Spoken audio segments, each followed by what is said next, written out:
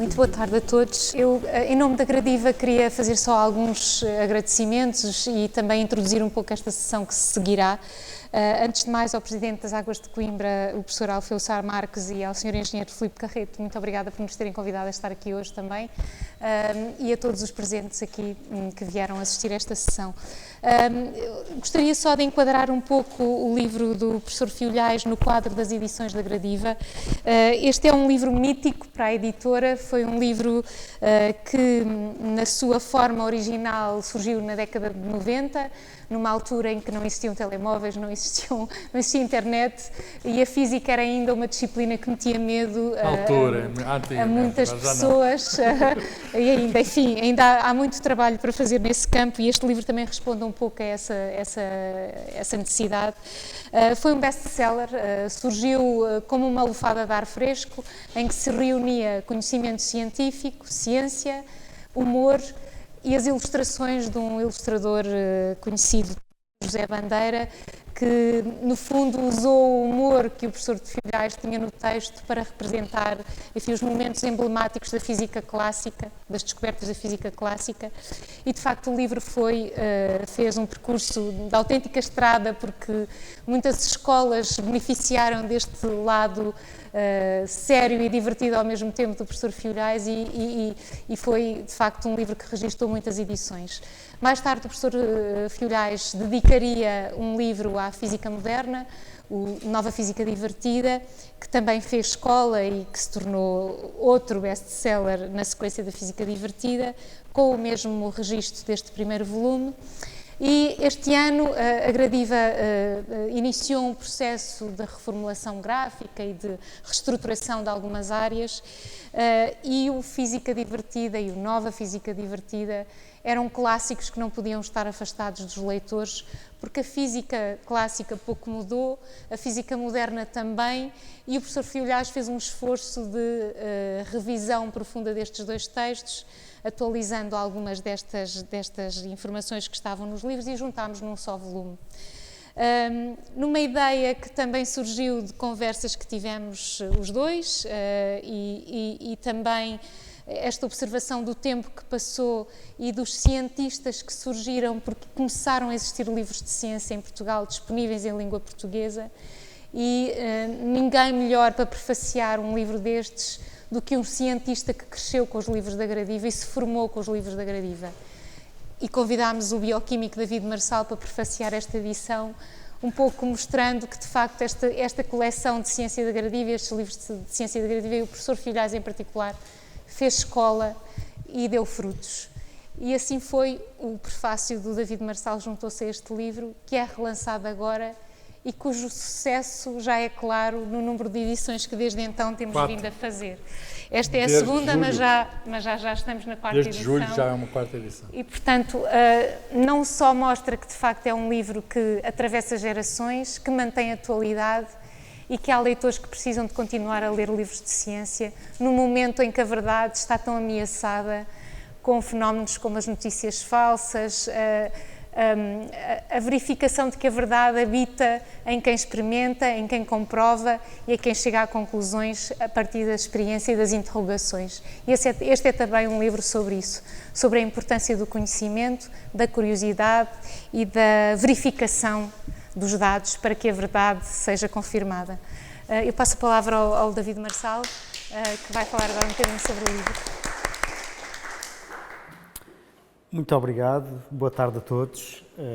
Para mim foi uma enorme honra escrever o prefácio para o livro do Carlos Fiolhais, para toda a Física Divertida, porque, enfim, é um livro que já era um clássico, portanto é um livro que foi publicado pela primeira vez em 1991, a Física Divertida.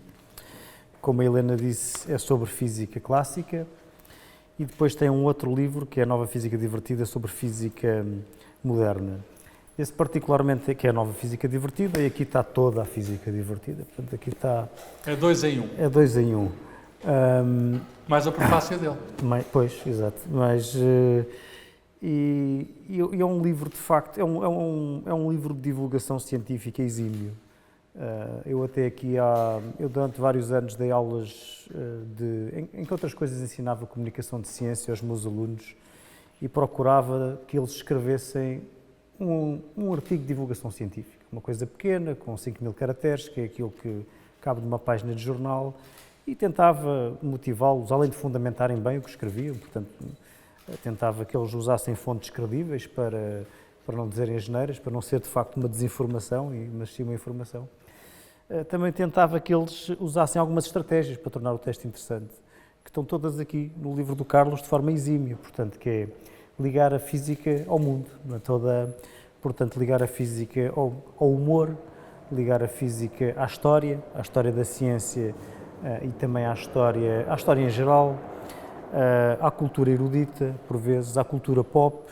Portanto, isto é a física mais ou menos imiscuída no mundo inteiro, não é? Portanto, nós estamos a ler este livro e, de repente, sem nos apercebermos, estamos a fazer experiências mentais para ver se um iceberg flutua ou se afunda, ou se um iceberg com uma bola de chumbo lá dentro, como o Carlos esteve a desafiar alguns alunos na sessão anterior, mas todo este universo de experiências mentais acabamos por entrar nele quase sem nos apercebermos e estamos de repente a tentar aplicar conceitos de física recém-aprendidos. Eu não me vou alongar muito mais, só dizer que uma parte que eu penso que é particularmente impressionante será a segunda parte, que é a parte da física moderna. A física moderna é uma física de facto muito contraintuitiva, a física quântica, a relatividade do Einstein, a física atómica, do que é que são feitas as coisas, e as coisas são feitas de coisas esquisitas, não se percebe bem. E o Carlos consegue, de facto... Não se percebe antes de ler o livro. Pois, não se percebe antes de ler o livro.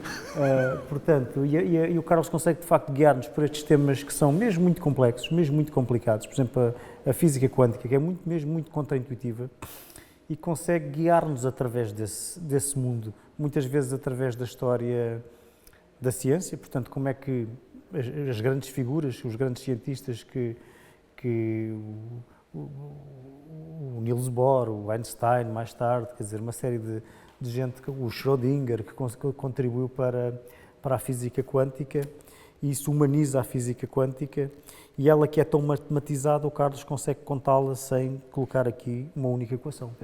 Não há nenhuma equação. E isso acho que é de facto notável. Acho que muito pouca gente consegue falar sobre física quântica dessa forma. O próprio Feynman, Prémio Nobel da Física, pela eletrodinâmica quântica, juntar a física quântica ao campo eletromagnético, ele acabou por dizer que detestava que o mundo fosse quântico. Ele é assim, mas que ele detestava que fosse assim, porque de facto é complicado. É complicado. E a física quântica, eu penso que muita gente não percebe a física quântica. Muita gente, na qual eu me incluo, aceita a física quântica, porque ela de facto tem provas de que é válida, extraordinárias, e consegue prever fenómenos com uma precisão inimaginável. Portanto, nós temos que aceitar que ela é verdadeira. Agora, humanamente compreendê-la, penso que há muito poucas pessoas que possam fazê-lo. Eu não me incluo entre elas, ela é muito contraintuitiva, mas nesta parte da física moderna, tanto a física quântica como a relatividade, o Carlos consegue guiar-nos de uma forma que nós conseguimos vê-las de uma maneira mais familiar e mais amiga. E deixo-vos com o grande Carlos Filhais. Que exagero, são todos uns exagerados, pelo menos os que estão a... Escolhi estar com duas pessoas que exageram, mas é bom, eu vou ouvir os vossos exageros. Obrigado, Helena Rafael, e todo o cuidado e carinho que a editora pôs neste e noutros livros que temos nesta coleção Ciência Aberta. Obrigado ao David, que é um bom amigo. Já temos vários livros em conjunto. Um deles teve muita comunicação social, ainda mais do que hoje, porque anunciámos que nos íamos suicidar naquele dia, tomando comprimidos homeopáticos, uma embalagem inteira. E o que é certo é que estamos vivos. E, portanto, porque aquilo é só água e açúcar, e nós gostamos muito de brincar com a pseudociência e mostrar que anda muita gente a ser enganada neste mundo, que é um mundo muitas vezes de ilusão, de falsidades. Enfim, a ciência ainda dá um valor. E daí a necessidade de livros como este, a necessidade de comunicação de ciência, e eu estou sobretudo muito grato às Águas de Coimbra, está aqui o Conselho de Administração representado, porque dão-nos esta oportunidade de trazer um sítio de comunicação de ciência e de cultura mais em geral, que a ciência. A ciência é parte da cultura, mas a cultura é mais que a ciência. Como veem, aliás, pelo programa que está aí, que é distribuído, suponho que há uns folhetos podem levar e ver. A ciência, isto é uma cidade dita do conhecimento e agora tem no Parque da Cidade, digamos, não muito longe da Biblioteca Joanina, que está lá em cima, que é à beira do rio, por onde andou o Camões, presume-se que ele tenha andado por aqui. Ele descreve nos Lusíadas plantas que existem nos campos do Mondego, portanto andou por aqui. Temos aqui um novo sítio do conhecimento. Temos um novo sítio de cultura. A água está aqui, com certeza, é o sítio de elevação da água, mas agora passa a estar também o conhecimento, o saber, a ciência, que é uma forma de nos elevar também. Enfim, nós precisamos beber água, temos sede quando não bebemos água, mas também se não tivermos conhecimento também ficamos com sede dele. Precisamos de água, tal como precisamos de conhecimento para matar outro tipo de sede. É isso que se vai passar aqui. Para mim é um gosto enorme ser o livro número 1, o meu primeiro livro, depois disso fiz vários outros, muitos, alguns espaços escolas, hoje tivemos aqui uma escola e alguns manuais escolares são feitos por mim ou pela minha equipa, e este foi o primeiro, em 1991, não é? 91. E é de facto um prazer enorme perceber que o mundo mudou, nós estamos todos mais velhos, mas que a curiosidade das crianças que há 30 anos que leram o livro continua a ser a mesma curiosidade das crianças e jovens, vamos chamar crianças, que lêem o livro hoje. E nós temos todos esta curiosidade das crianças, alguns não se nota tanto, mas temos todos esta curiosidade de querer saber mais sobre o mundo. É para isso que servem os livros, não são apenas os únicos utensílios, os únicos objetos, mas são um objeto indispensável. Sem livros nós não podemos ter o conhecimento empacotado, isto não é mais do conhecimento empacotado. E então aqui neste espaço vamos ter a biblioteca, foi-me oferecida esta possibilidade, estou muito grato, do qual este é o primeiro livro, mas vão vir mais 40 mil. Alguns só vão vir quando eu já cá não estiver. São estes, sei lá, os livros mais próximos, os livros que eu preciso, mas os outros já estão a vir. Estão a ser catalogados nas Águas de Coimbra. O meu agradecimento também particular não é apenas ao Conselho de Administração, é para as pessoas, funcionários das Águas de Coimbra, que estão a fazer um trabalho fantástico, não é? A Liliana e também a comunicação, a Nina Figueiredo e a Ana Santos. E, portanto, é uma equipa fantástica. Uma biblioteca não é um armazém de livros. Uma biblioteca é um sítio de encontro, é um sítio de comunicação, é um sítio onde descobrimos outras pessoas, nos descobrimos a nós próprios. E não poderia haver melhor local do que este, aqui no centro da cidade, num sítio apetecível, onde apetece. Vai aqui ter um café, deixa eu dar novidades. Vai aqui haver um café, vai haver uma esplanada ali sobre o rio e, portanto, imaginem, daqui por meses, as promessas são para se cumprir e vão ser cumpridas. Antes ainda do dia próximo da cidade, vamos ter os livros aqui, estão já nas Águas de Coimbra, uma boa parte. Eu acho que já ofereci mais de 4 mil, estão a ser todos registados, vão estar aqui, podem poder levá-los, podem lê-los aqui, podem levá-los, faz parte da rede da Biblioteca Municipal e, portanto, é uma alegria enorme partilhar. Quando partilhamos alguma coisa, é nosso ainda, mas é dos outros, é de todos. E assim se faz cidade, a cidade faz assim. Portanto, espero que Coimbra fique mais rica.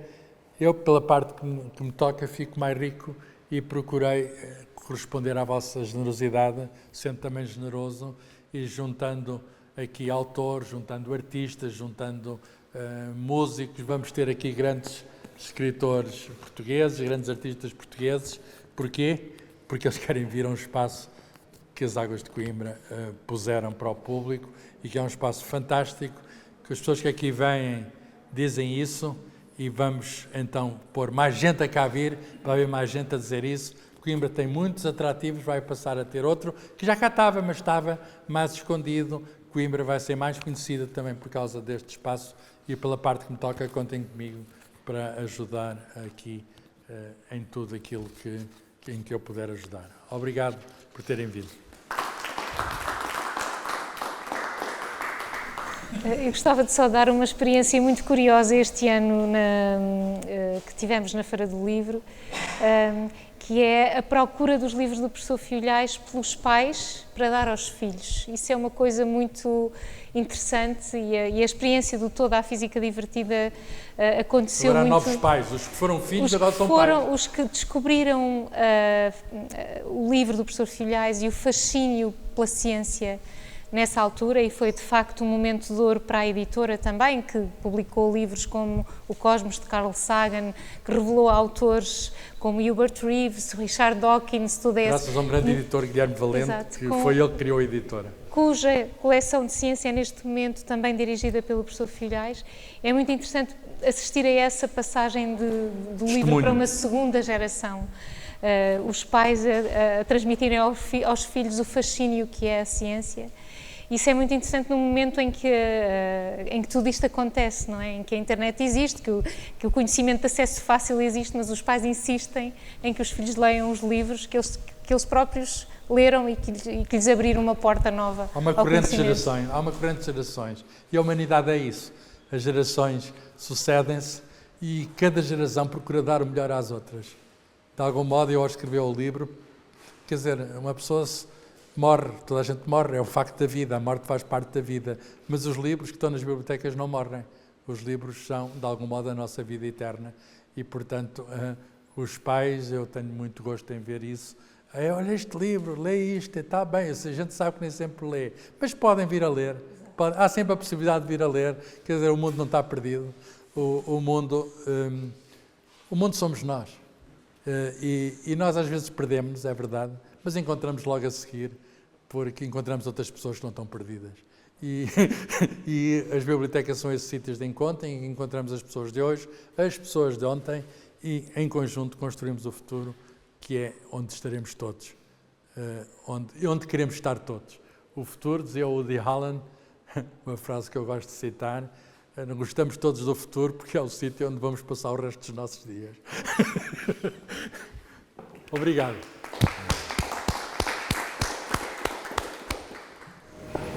Boa tarde a todos. Queria agradecer a presença de todos e, sobretudo, de tantos jovens num momento tão importante para a reedição de um livro que marcou gerações de leitores e gerações de jovens que decidiram seguir carreiras científicas. Queria agradecer às Águas de Coimbra também o convite para estar aqui hoje. Vou-vos contar um bocadinho a história deste livro para perceberem como é que isto tudo aconteceu e o milagre que foi lançar o primeiro livro do professor Fiolhais na Gradiva, chamado Física Divertida. Isto aconteceu nos anos 90, quando não havia internet, não havia telemóveis e a física era uma disciplina difícil e que assustava muitos estudantes. Muitos estudantes. E o professor Fiolhais apareceu com este livro que desconstruiu medos e criou um grande fascínio em torno da disciplina, levando muitos jovens a interessarem-se por uma via extraordinária que eu acompanho desde sempre, que é o humor. E, portanto, este livro reuniu tudo isto. Uma grande paixão pela ciência, um grande sentido de humor e uma grande vontade de mostrar que a física é divertida. Este livro tornou-se um best-seller na altura, fizemos várias edições e tornou-se quase um clássico no conjunto de livros que mostram que o conhecimento pode ser transmitido de forma profunda e, ao mesmo tempo, divertida e cativante. Anos mais tarde fizemos, portanto, o primeiro volume deste livro dedicava-se à física clássica e o segundo volume saiu muito mais tarde com o título Nova Física Divertida e que falava sobre a física moderna, portanto, complementavam-se um ao outro. Este ano decidimos renovar toda a imagem da coleção Ciência Aberta, que é uma das coleções fundadoras da Gradiva, e introduzir estes dois livros num volume só, mostrando que são intemporais e que já se tornaram um clássico neste domínio da divulgação científica. E assim foi. Só que tivemos a ideia também de convocar para escrever o prefácio a este livro um jovem que também cresceu com a física divertida, com a nova física divertida, que é hoje um grande cientista português de uma nova geração de cientistas, o David Marçal, que está aqui hoje connosco. E, portanto, juntámos dois volumes num só, introduzindo aqui um elemento de juventude que já nasceu depois do Física Divertida para a Ciência e que mostra que as carreiras científicas são possíveis e são possíveis graças a estes livros. E, portanto, é com grande gosto que estamos aqui hoje, também neste espaço que celebra o nome do professor Filhais como um dos grandes nomes da ciência em Portugal. E, portanto, vamos falar sobre este livro hoje e sobre como tudo isto nasceu e esta paixão, sobretudo, pelo conhecimento. E uma coisa que nos deve acompanhar sempre, que é a curiosidade e a vontade de saber mais. Passo a palavra ao David Marçal. Obrigado.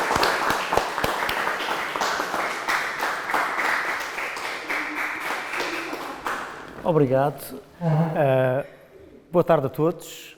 Bem-vindos. Também fico muito contente por vos ver todos aqui, alunos do 8º ano, não é? Tenho um dos meus filhos que está no 8º ano também. E pronto, e seria engraçado se eu também lhes fosse falar assim à turma deles. Aposto que eles iam ficar extremamente envergonhados. O meu filho, imaginem. Imaginem que o vosso pai estava aqui a falar para a vossa turma toda. Portanto, vou tentar não fazer isto ao meu filho. Pronto, toda a física divertida, a Helena já disse muito. Foi uma grande honra para mim escrever o prefácio deste livro. O Carlos Filhais tem muitos livros. Vocês imaginam quantos livros já escreveu o Carlos Filhais? Deem um número. Quem é que dá um número? Um número qualquer. Quantos? Quantos? 300? 17. Não, mais 17. Menos de 150 e mais 17. Já escreveu 70 livros, mas este foi o primeiro.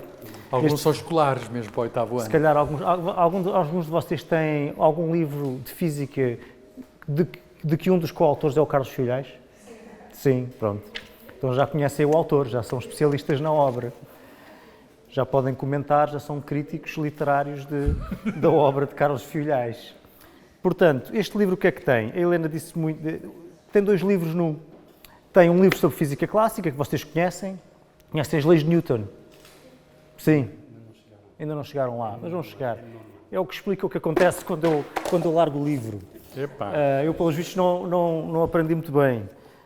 Coisas da física clássica, ou seja, coisas que estão mais ou menos de acordo com o senso comum. Ninguém ficou surpreendido que isto caísse, não é? Portanto, nós sabemos que isto funciona assim. Também sabemos que as coisas flutuam, impulsão. Também sabemos que quando clicamos um interruptor a luz acende, eletromagnetismo. Portanto, este livro é sobre física clássica, aquela física mais antiga. Mais antiga e, enfim, e que vocês conhecem bem no vosso dia-a-dia. A segunda parte é mais sobre física moderna, aquela física sobre o muito grande, que é a teoria da relatividade, ou seja, como é que se comportam as coisas num mundo muito grande, por exemplo, ao nível das estrelas, das galáxias, e aí as regras são um bocadinho diferentes. E do mundo muito pequeno, ou seja, a física quântica. A física quântica é importante, por exemplo, explica como é que funcionam, por exemplo, os nossos telemóveis, não é? E quase tudo que tem tudo que tem um transistor, não é? Portanto, são 2 livros, um sobre física quântica ou sobre física clássica, atualizados. E depois, se repararem, vocês nos vossos livros de física provavelmente têm fórmulas. Se repararem, aqui não há nenhuma fórmula. O que é que salta à vista que isto tem em vez de fórmulas? Tem bonecos, portanto. E pronto, e tem humor, tem bonecos e tem humor. Apresenta a física de uma forma diferente do que... É a mesma física do que aquela que vocês aprendem na escola, mas aprendem a física com umas piadas, com humor, com histórias da física ligadas ao mundo, a outras, digamos, à história da ciência, à cultura pop, até a tudo. O Carlos consegue ligar a física a tudo. E pronto, e com isto, é isto o livro, que são 2 livros num. Com isto deixo-vos com o Carlos Filhais. Obrigado, David.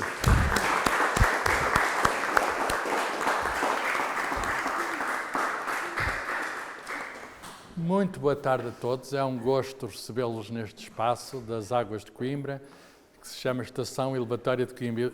Elevatória significa para elevar, porque as águas que nós bebemos vinham do rio, vêm ainda do rio, mas antigamente eram puxadas do rio para ir para nossas casas por este sítio. Portanto, estão num sítio que tem cerca de 100 anos e que serviu, digamos, para elevar a água. Agora vamos elevar-nos a nós, é essa a ideia, e os livros elevam-nos. Depois de ler um livro ficam diferentes do que estavam antes. Aconteceu isso comigo, está sempre a acontecer isso comigo. Os livros levam-nos para sítios diferentes.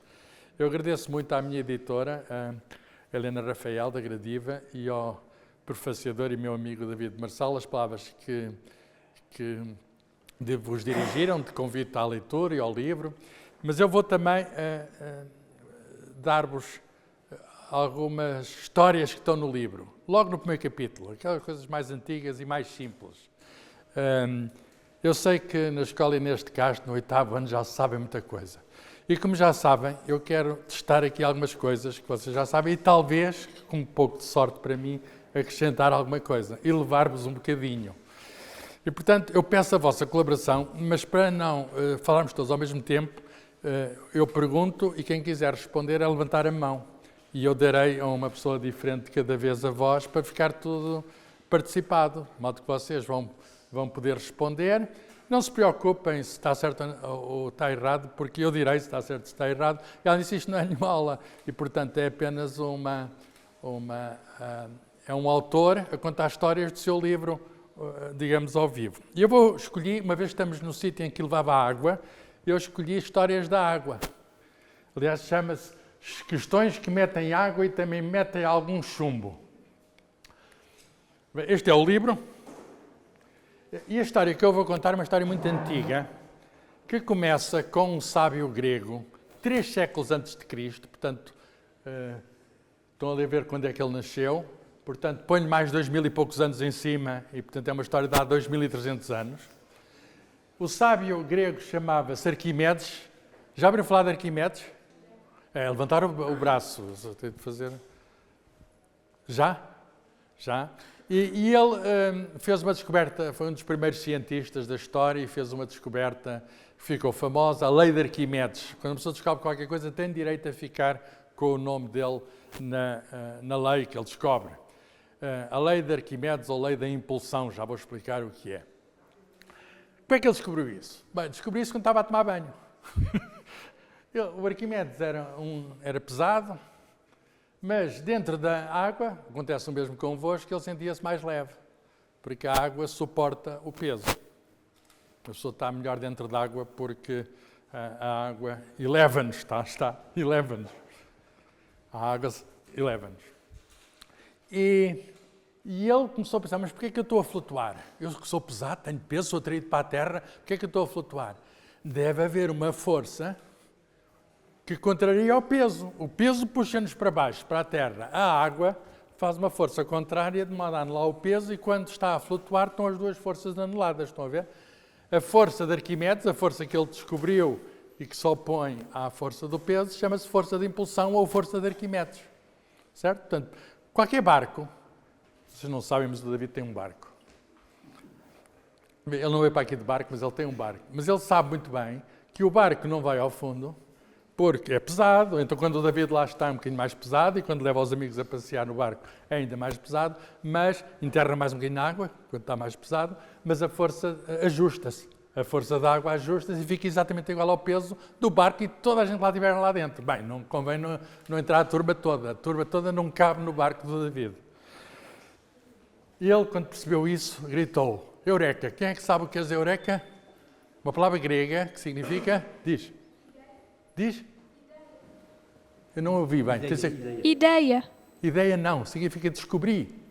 É quase parecido. Quando a pessoa tem uma ideia que é nova, é uma ideia, mas é uma ideia nova.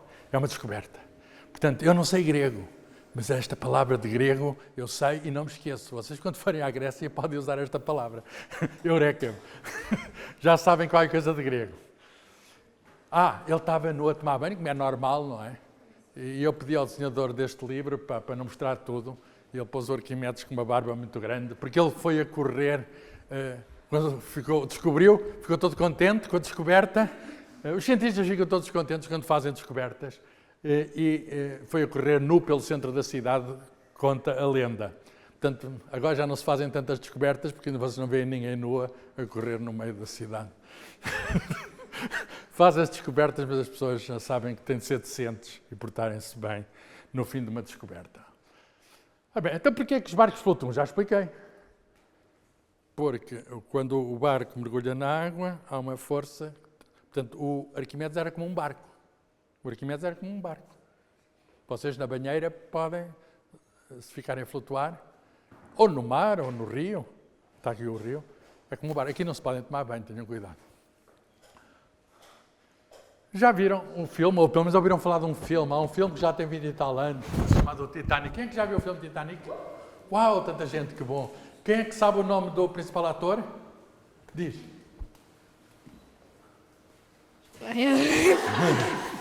Chama-se Le... Leonardo DiCaprio. Ah, Leonardo DiCaprio. E já agora, só para os rapazes, a principal atriz é a...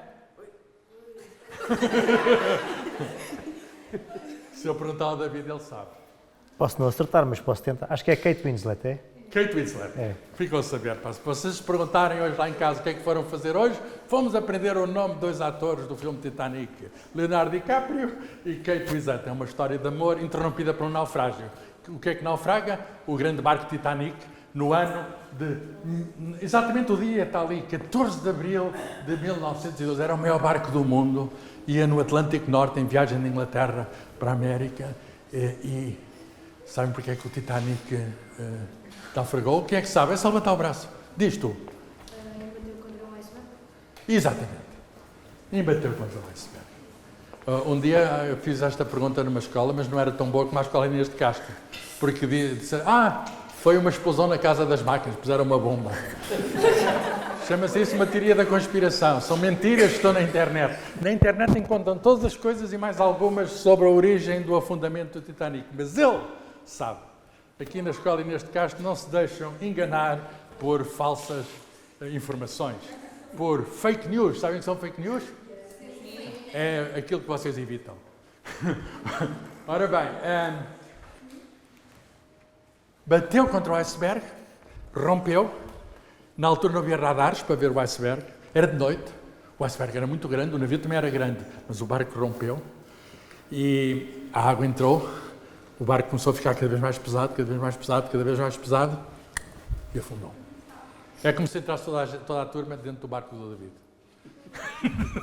Não, funcionava sem o iceberg, não é? É melhor não experimentares, David. Ora bem, experiências de flutuação nós podemos fazer numa escala mais pequena, quer dizer, não no mar, mas podemos fazer lá em casa. Eu, por exemplo, fiz esta experiência. Peguei, e vocês podem fazer, não se esqueçam, repetir. Peguei numas maçãs, numas batatas, o tamanho é mais ou menos o mesmo, mas são diferentes, a gente sabe distinguir maçãs de batatas. Mas eu tinha descascado as maçãs, tinha descascado as batatas e aquilo misturou-se e eu, certamente, já nem sabia o que era maçã e o que era batata. E a pergunta é, como é que eu vou separar maçã de batata com a ajuda de experiências de flutuação? Alguém sabe? Para fora parecem iguais. Há uma maneira de experimentar é comer. A maçã come-se crua, a batata crua não presta. Diz? As batatas costumam afundar na água. A maçã não. Só vai na água e... Isso mesmo. Estão a ver que aqui na escola Inês de Castro é isso mesmo. A batata vai para baixo, como podem ver quando põe as batatas numa panela. Ao passo que a maçã fica em cima. Eu um dia perguntei numa escola, que não é tão boa como a Inês de Castro, porque é que a batata ia para baixo e a maçã ia para cima, flutuava. A maçã é como o barco. E o outro é como um barco afundado, como o Titanic lá embaixo. Outro dia, infelizmente, rebentou um submarino que estava em busca do... Aquilo está a muitos quilómetros de profundidade. Aquilo é lá muito fundo. E está lá, o Titanic está lá, com muitos náufragos. Alguns conseguiram salvar-se, mas outros não. E então, nessa escola, que não é tão boa como esta, sabe o que é que eles me disseram?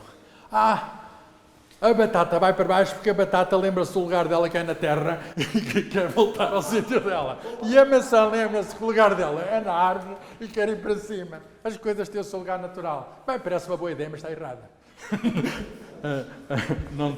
Não tem memória nem saudades dos sítios onde eram as batatas nem as maçãs. Pode-se fazer, de facto, esta experiência com vários objetos e eu já fui um dia, não é a vossa escola, que a vossa escola é muito adiantada, já vou no 8º ano.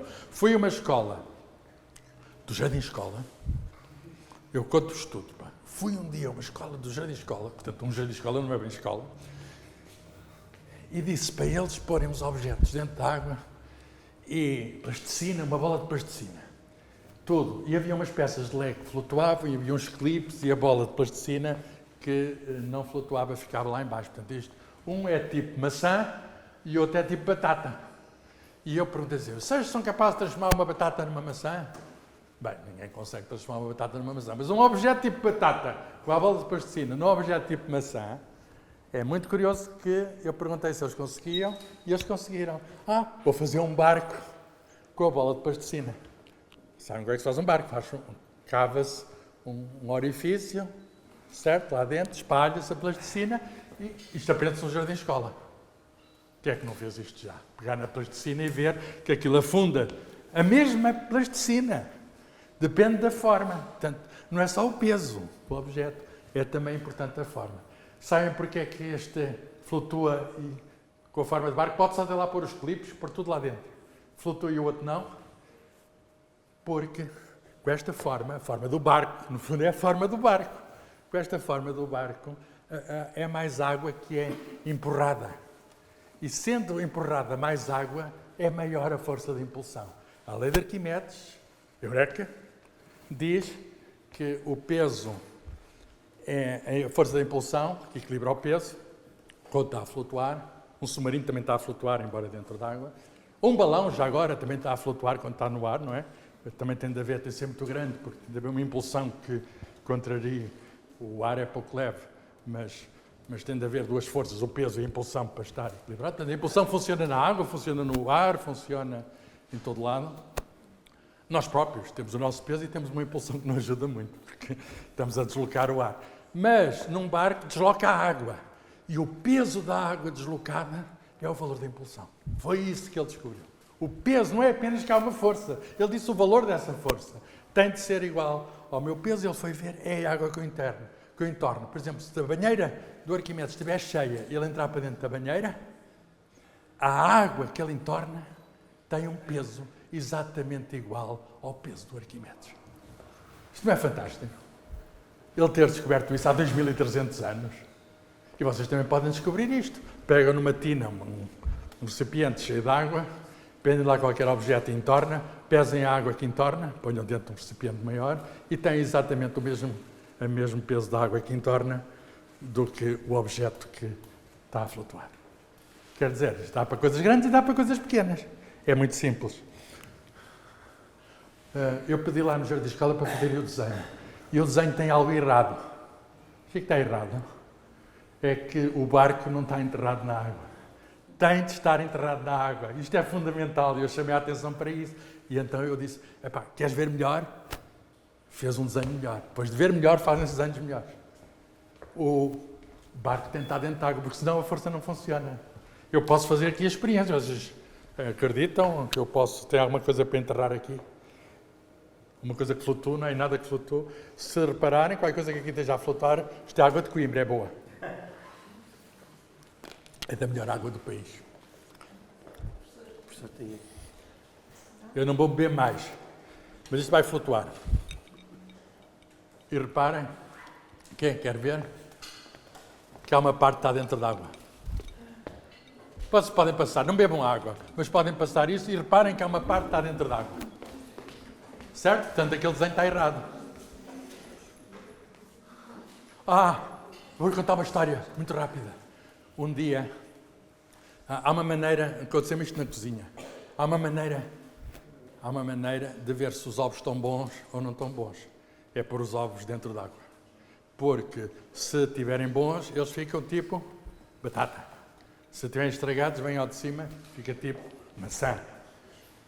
É a maneira de ver se o ovo está bom ou está... E eu tinha lá um alguidar na cozinha com água e pus lá os ovos e os ovos vinham para cima. Pus um, pus dois, estes ovos não prestam. Fui à minha mulher e disse, olha, estes ovos não... Está tudo estragado, apodreceram, estavam aqui.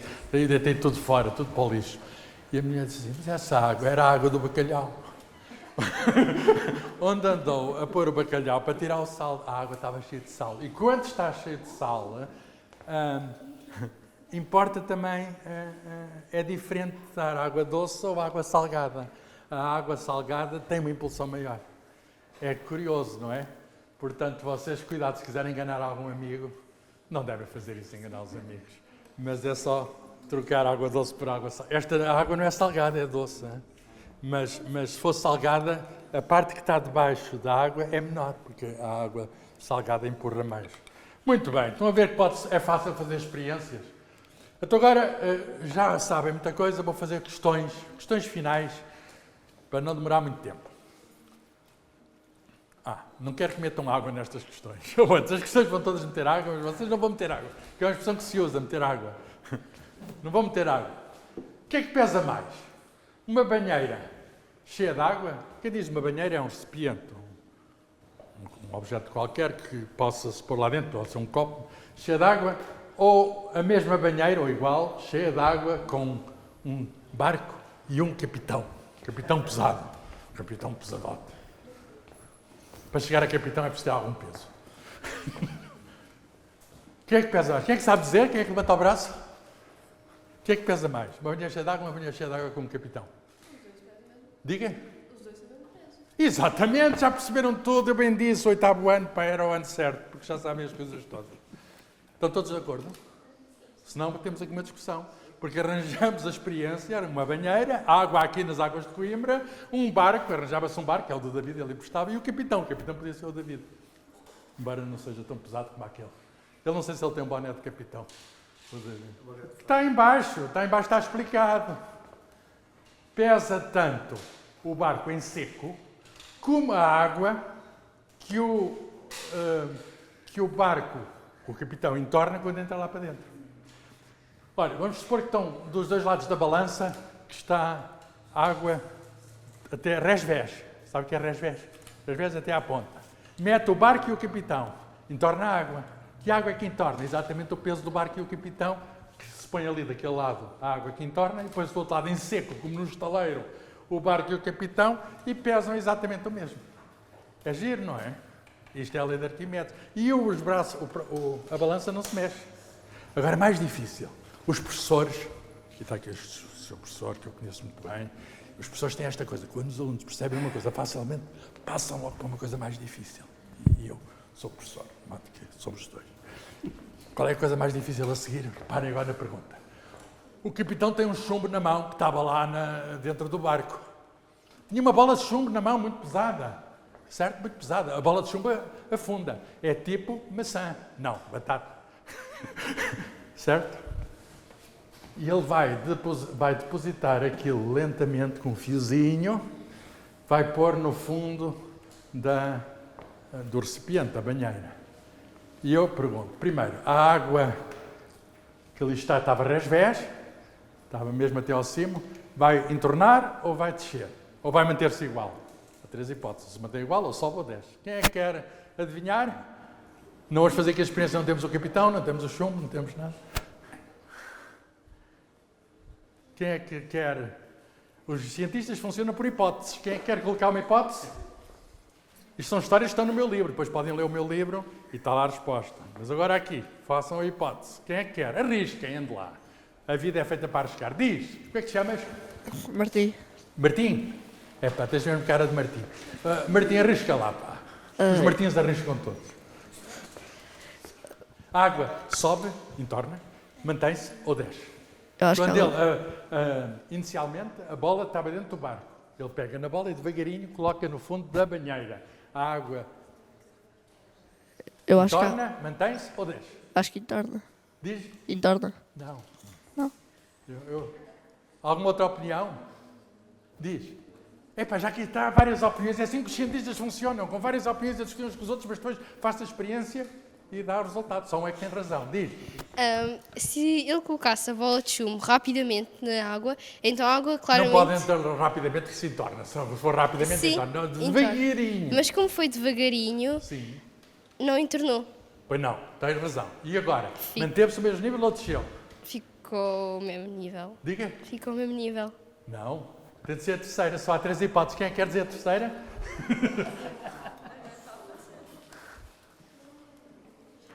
Eu estou a ajudar porque vocês não podem ficar aqui a tarde toda. Não estamos aqui a tarde toda a discutir. Sim. Desceu. Desceu. Desceu. E sabem porque é que desce? Quando se tira a carga do navio, o navio sobe, tem menos carga. Aí podem dizer, está bem, eu sei, o navio desce quando se tira a carga. Sabem isso, não sabem? Quando se tira a carga do navio, o navio sobe. Porquê? Porque tem menos peso. Se tem menos peso, a impulsão escusa de ser tão grande, escusa de ocupar tanto espaço do navio dentro d'água, certo? E agora podem dizer, mas a bola entra dentro d'água e também ocupa espaço dentro d'água. Pois, mas enquanto que está dentro do navio, a bola desloca o seu peso em água. Ao passo que na água desloca o seu volume em água. E como é de chumbo, desloca muito mais água, porque é pesada quando está dentro do navio do que quando está simplesmente dentro da água, em que o seu peso é equilibrado pela balança e está apenas a desviar o seu volume. Está claro? Perceberam todos? Eu vou verificar se perceberam, porque os professores também têm esta coisa. Os professores gostam de verificar se perceberam. É um truque que os professores têm. Vamos ver se perceberam. Não tenham medo de arriscar agora. A mesma coisa agora, mas em vez de ser com um barco, é com o iceberg, da história do Titanic. A gente faz lá iceberg na cozinha, mais pequeninos, vamos ao frigorífico, fazemos uns cubos de gelo e pomos um copo até ao cimo, cheio de água, e pomos gelo lá em cima, entorna um bocadinho de água, porque o gelo flutua, não é? Entorna a água igual ao peso do gelo. Isso já sabem todos. Entorna a água cujo peso é igual ao peso do gelo. Agora, o gelo derrete. Vocês sabem isso, o gelo derrete. Se estiver acima de 0 graus, o gelo derrete. Certo? Aqui em Portugal ela nunca está normalmente abaixo de 0, portanto, o gelo derrete. E vai derreter. E eu pergunto, a água vai entornar, vai manter-se o nível ou vai descer? Diz, boa. Vai manter-se o nível? Está lá em baixo, não é? Vai-se manter o nível. É verdade, vai manter-se o nível. Estava ali a figura, eu devia ter tapado a figura de baixo. Vai manter-se o nível. Por outras palavras, ouvi falar do aumento da água dos oceanos com o aquecimento global. Não é por causa do gelo que derrete nas zonas polares, norte e sul, porque o gelo não faz aumento. Se estiver sobre a água, se vier dos glaciares, está bem, acrescenta mais água. Mas se estiver sobre a água, derrete e não aumenta o nível. Está a aumentar o nível da água do mar simplesmente porque a água também se dilata. Com o calor, a água dilata-se e vai subindo e as cidades costeiras ficam ameaçadas. Vai demorar muito, mas acontece isso. O que acontece é algo que é um pouco estranho. A água parece que está ali a mais, está fora do recipiente. E agora, quando derreteu, está toda dentro do recipiente. Mas é exatamente a mesma água que lá está. Então, porquê que a água de antes ocupava mais espaço e agora é exatamente a mesma água, tem razão, mas agora ocupa menos espaço? Eu digo-vos. Porque a água... Diz tu, pá. Diz. Martim, adivinhei o teu nome? Epá, sabem como é que se chama memória? Os professores têm memória, sabem o nome dos alunos. Martim, diz. Por causa que antes a água ficava no nível mais acima porque o gelo estava no estado sólido. Então, como a seguir ficou no estado líquido, ocupou menos O espaço. gelo passou a líquido e o que aconteceu ao gelo quando passa a líquido? Mais alto. Fica mais... O nível da água fica mais pequeno. O gelo, quando passa a líquido, a água que está em sólido e passa a água líquida, porque é sempre água, encolhe. Aquele bocadinho que tem a mais encolhe. Já experimentaram pôr uma garrafa, cuidado com isto, uma garrafa cheia de água no frigorífico, com a rolha e tudo, se vão congelar, a garrafa parte. Seja água ou qualquer outra bebida que tenha água, a garrafa parte. Porquê? Porque o gelo ocupa... É um bocado estranho. É dos poucos líquidos que isso acontece. Quando passa a sólida, alarga em vez de encolher. Alarga. E sabem que porquê? Isto já é física moderna. O David falou da física moderna. É que a água, quando é líquido, são estas moléculas H2O, que é, cada molécula tem 2 átomos de oxigênio, 2 átomos de hidrogênio e 1 de oxigênio, andam ali às distâncias, certas distâncias em média, parecem umas vadias ali a dançar. Todas. No estado aqui dentro está cheio de moléculas de água. Todas aqui. Bzzz. Depois juntam-se e desfazem. Parece um baile. Juntam-se grupos, 4, 5. Aquelas danças em que juntam-se. Não andam só aos pares. É mais complicado. Às vezes são 3, outras vezes são 100, outras vezes são 1000. E quando está, depende da temperatura, quando está perto do zero, ficam todas juntas. Certo? O baile acaba. Mas quando o baile acaba, fica sob a forma de gelo. No gelo, estão em posições fixas, já não andam a bailar, mas as posições são maiores, as distâncias são maiores. Larga. Isso é estranho. É uma das propriedades estranhas da água. A água é uma substância muito comum, mas tem propriedades muito estranhas. Olha, pega num outro líquido, qualquer outro líquido, que não tenha água, e encolhe. Quando passa a sólida. Então vou acabar com a pergunta final. Os professores têm esta coisa. quando toda a gente já sabe tudo, põe uma coisa ainda mais difícil a ver se sabem tudo. Então agora vai meter água e vai meter chumbo. Eu no congelador meto um cubo de gelo com uma bola de chumbo lá dentro. Aquelas bolas dos rolamentos. Congelou com o chumbo lá dentro. E agora ponho dentro de uma recipiente com água e está a flutuar. Está a flutuar porque o peso mesmo com o chumbo é equilibrado. Enterra mais o gelo, mas é equilibrado pela força de impulsão ao Arquimedes. E agora eu pergunto, vai derreter? A certa altura de que derrete a bola cai e eu pergunto, a água vai entornar, vai manter o nível ou vai baixar? Última questão, se souberem esta, podem ir embora. Como é que te chamas? Rodrigo. Rodrigo, diz, belo nome. Vai manter o nível? Achas? Sim. Alguma outra opinião? Agora vocês vão dizer, são sempre os mesmos, então as meninas, deem lugar às meninas. Querem dizer, vocês estão aqui 3 meninas. Não querem dizer? Ele diz que vai verter a água, foi o que ele disse. Não, vai ficar igual. Vai ficar igual. Eu torci o nariz, repararam?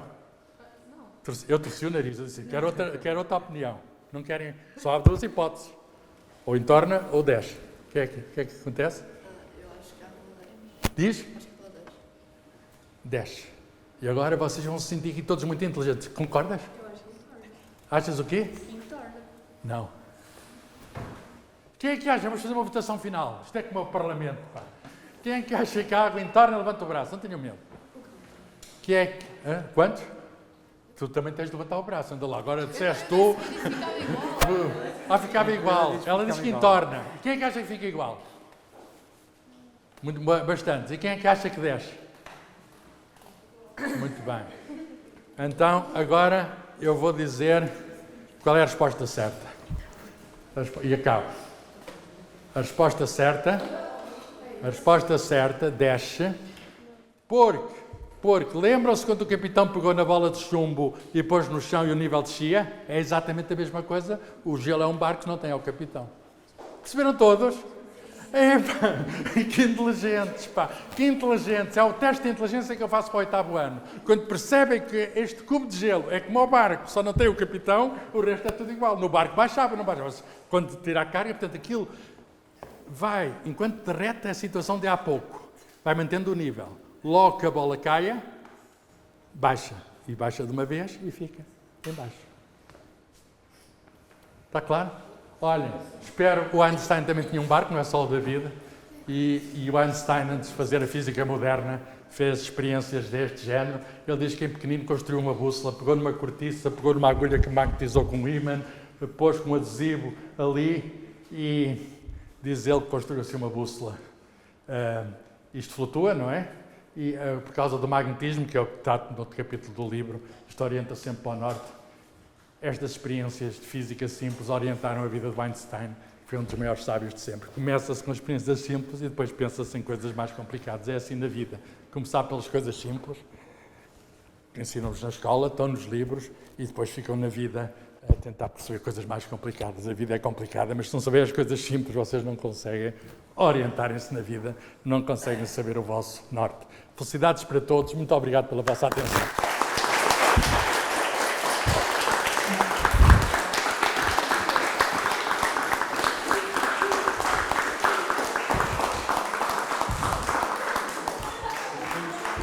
É tudo. Querem? Tens precisar de alguma coisa? Não.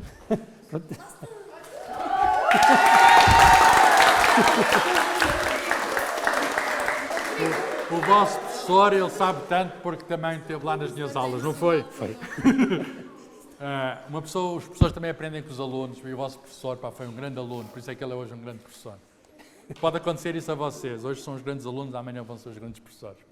Nós agradecemos ao professor Carlos Fiais esta interessante apresentação do livro, que aliás eu expliquei-vos que era a junção de 2 livros anteriores do professor, que eu mostrei ontem a eles, e eu espero que isto seja um incentivo, um estímulo para o vosso futuro académico e que estejam aqui alguns que no futuro também sejam como nós. Nunca se sabe. Pode haver o maior físico ou a física do mundo pode estar aqui, a gente não sabe.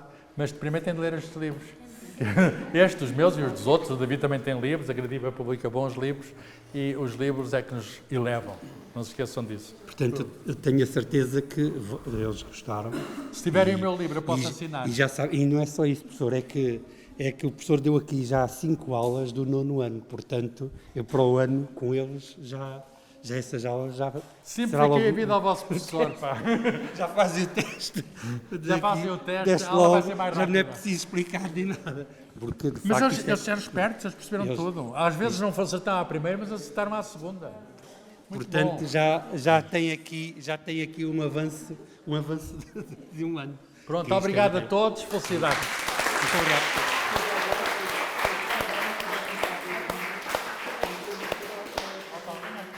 Carlos Filhais está a apresentar hoje, dia 23 de outubro, o livro Toda a Física Divertida, que é também o primeiro livro aqui da Futura Biblioteca, Carlos Filhais. E aqui com Notícias de Coimbra temos então o próprio autor.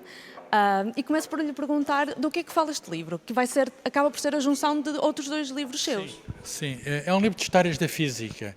É um livro que, como diz, é a soma de 2.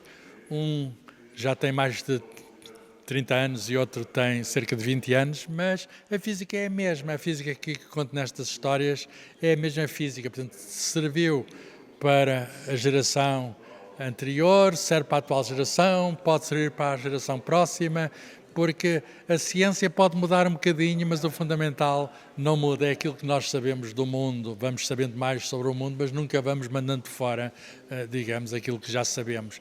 E eu tento transmitir a física como uma ciência que é divertida, quer dizer, que com histórias, com humor, nós conseguimos interessar, e quanto as histórias do Arquimedes, do Galileu, do Newton, do Einstein, no fundo, conto como é que chegámos até aos dias de hoje. A partir de agora podemos saber mais, mas há muita coisa que já sabemos e este livro conta de uma maneira leve coisas que sabemos hoje. E como surgiu de facto esta ideia de juntar estes 2 livros? Qual é que foi o propósito? O livro estava esgotado. Houve várias edições, foi traduzido até noutras línguas e publicado noutros países, inclusivamente no Brasil, em Espanha, Itália, etc. Mas em português já não havia. E então pensámos, vamos fazer aqui uma atualização. Por exemplo, há coisas que eu falava há 30 anos que já não se usam, lâmpadas, por exemplo, antigas já não se usam, esse tipo de lâmpadas, agora são LEDs. Vamos fazer aqui uma atualização, vamos pôr, na altura não havia telemóveis como há hoje, vamos atualizar isto com exemplos modernos e então é um livro que foi, de algum modo, modernizado. A essência é a mesma, mas está, digamos, adaptado, digamos, à atualidade e há gente interessada. Estou muito contente, estou mesmo muito satisfeito, porque as gerações mais novas, como se mostrou hoje aqui nesta biblioteca, nesta Estação Elevatória de Coimbra, continuam interessadas tal como estavam há 30 anos. Eu testei estas histórias nas escolas, hoje voltei a testar outra vez e funciona, quer dizer, o saber pode e deve continuar a ser transmitido. A curiosidade que os pequenos tinham de antes é a curiosidade que os pequenos têm de hoje e vai ser a curiosidade que vão ter amanhã. Hoje, nesta primeira sessão que já aconteceu, apresentou o livro aos alunos do 3º ciclo, né, do 8º ano. Acha que este acaba por ser um público-alvo porque o livro traz a física de uma forma mais, se calhar, direta? A partir desta idade é para todos. Quer dizer, a partir dos 13, 14 anos, portanto, experimentamos hoje aqui o público mais jovem, mas a partir desta idade, entrada na adolescência, o livro é para todos e, portanto, dá para todas as gerações. Porquê? Porque está escrito de modo a poder tocar uns e a poder tocar outros, e o livro tem tido êxito nos jovens, mas tem tido êxito também de pessoas de mais idade, e portanto o livro não é apenas para os mais jovens. Eu sei que é procurado pelos jovens, mas não é apenas para eles. É um livro para toda a gente e pensado com uma linguagem simples para toda a gente. É um livro que pode levar qualquer pessoa que tenha alguma curiosidade pela física a ficar a saber mais sobre o assunto. Coisas do dia-a-dia, porque é que isto acontece, porque é que há o arco-íris, por exemplo, coisas assim que são muito simples, as trovoadas, coisas que são fenómenos do dia-a-dia, aqui são transmitidos, e tecnologias, por exemplo, o que é um transistor, quantos transistores estão dentro dos nossos telemóveis, coisas da física mais moderna, o que sabemos do espaço, qual é o tamanho do universo, é finito, é infinito, enfim, se querem saber, a resposta está no livro. Quer dizer, respostas que temos hoje, amanhã vamos ter respostas que são ainda mais completas. Este livro que acaba e que vai ser o primeiro aqui da futura Biblioteca Carlos Filhais, como foi? Cerca de 40 mil livros, o primeiro é exatamente este. Porquê? Porque tem um significado para mim, porque foi também o meu primeiro livro. Portanto, comecei com este e gostei tanto de que depois desse já tenho hoje cerca de 70 livros e, portanto, não há nada como ao primeiro, há uma ligação especial. Ainda por cima, quando o primeiro se prolonga no tempo, cresceu, o livro está maiorzinho, eu também, estou mais velho, estamos todos mais velhos, mas o livro está novo. O livro está aí e recomenda-se para o público de todas as idades. E agora, para terminar, saber também um pouco que é a sensação de fazer parte deste projeto que toma aqui lugar da biblioteca, né, na estação elevatória. Foi esta estação elevatória, a Biblioteca Carlos Filhais, foi um projeto que me foi concedido pela cidade e eu estou muito grato. Estou muito grato porque os livros que eu tinha para mim agora passam a ser de todos. Continuam, de certo modo, a ser meus, mas não são apenas meus, são de todos. E esta ideia de partilha que as bibliotecas públicas oferecem é uma ideia que eu gosto muito. Quer dizer, nós não se damos o conhecimento a alguém, não perdemos, porque nós lemos, continuamos connosco aquilo que temos, mas é também dos outros. E, portanto, é este espalhamento de cultura, este sítio de elevação, que é um sítio, digamos, que eu tenho um prazer imenso em construir, ajudar a fazer, e não são só os livros, são conversas com os autores, são conversas com editores, com leitores, no fundo conversas à volta de livros, conversas sobre o quê? Sobre o mundo, sobre nós, conversas sobre a vida.